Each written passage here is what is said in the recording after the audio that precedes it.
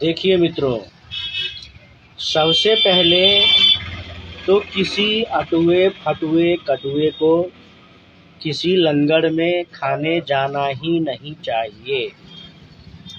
मंदिर में जाना अटुओं फटुओं के लिए हराम है, शिर्क है, कुफ्र है। और जब कोई अटुआ फटुआ मंदिर में जाएगा तो उसका ईमान भी कम होगा, तो वह भी उसके लिए शिर्क हो जाएगा, गुनाह हो जाएगा, वह मुर्तद बनने की ओर चला जाएगा।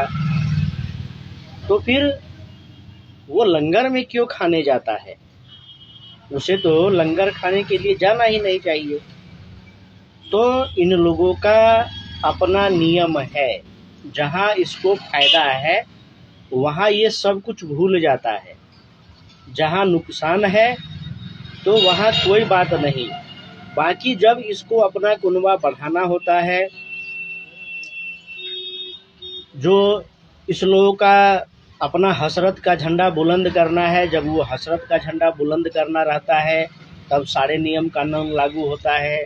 काफिरों का कत्ल करना हो, जगह ज़मीन कब्जा करना हो, दंगा करना हो, धर्मांतरण करना हो, तब सारे नियम कानून लागू हो जाते हैं।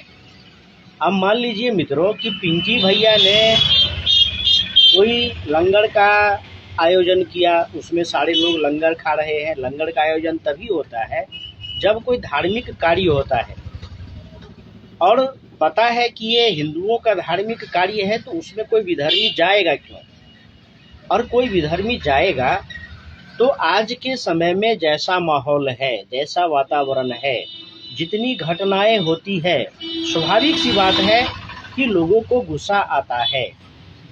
और तब कोई किसी विधर्मी को भगा देता है, तब तो ये तो बहुत अच्छी बात है।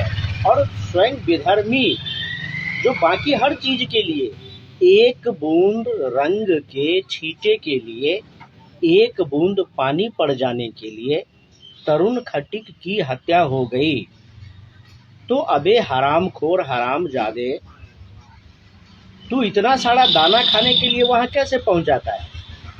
एक बूंद रंग तुम्हें अच्छा नहीं लगता, एक बूंद पानी, होली का पानी तुम्हें अच्छा नहीं लगता, फिर इतने सारे पानी से बना हुआ, इतने सारे चावल से, इतने सारे आटा से बना हुआ प्रसाद तुमको कैसे अच्छा लगता है?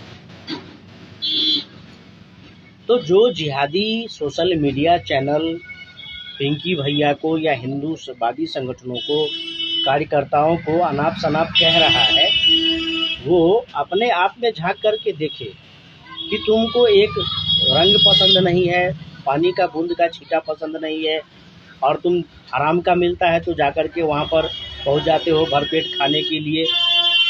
तब तो सही है कि थाली छीना गया और भगाया गया, वहाँ तो लतम जुतम भी होना चाहिए था, लेकिन लतम जुतम नहीं हुआ, बस थाली छीन लिया और विधर्मी को भगा दिया गया।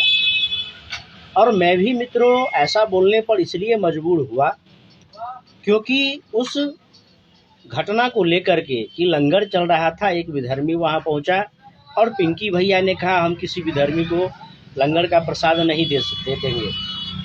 इस घटना को लेकर के पूरा जिहादी सोशल मीडिया अनाप शनाप लिखे जा रहा है, अनाप शनाप बोले जा रहा है। तो मुझसे रहा नहीं गया मित्रों, मैं सोचा कि एक वीडियो बना करके अपनी मन की बात को रख ही देता हूँ। और मेरे मन की बात यही है, और इसी चीज़ को मैं बार बार दोहराऊंगा, क्योंकि अभी भी तरुण के बहुत सारे हत्यारे पकड़ से बाहर है और उन सब पर कोई भी कठोर कार्रवाई नहीं हुई है। जो पकड़े गए, जो जेल में है सो है, जेल में है तो क्यों रखे हो उसको, फांसी पर लटकाओ। तो सीधी सी बात है कि जो हमारे पूजा पंडालों पर पत्थरबाजी करते हैं, कलश शोभा यात्रा पर पत्थरबाजी करते हैं, आप 2-4 दिन पहले की घटना देख लीजिए, महाराणा प्रताप जयंती शोभा यात्रा निकल रहा था, कितनी पत्थरबाजी हुई। तो महाराणा प्रताप जयंती पर शोभा यात्रा निकाली जा रही थी और उस पर इतनी भयंकर पत्थरबाजी हुई। क्यों पत्थरबाजी हुई?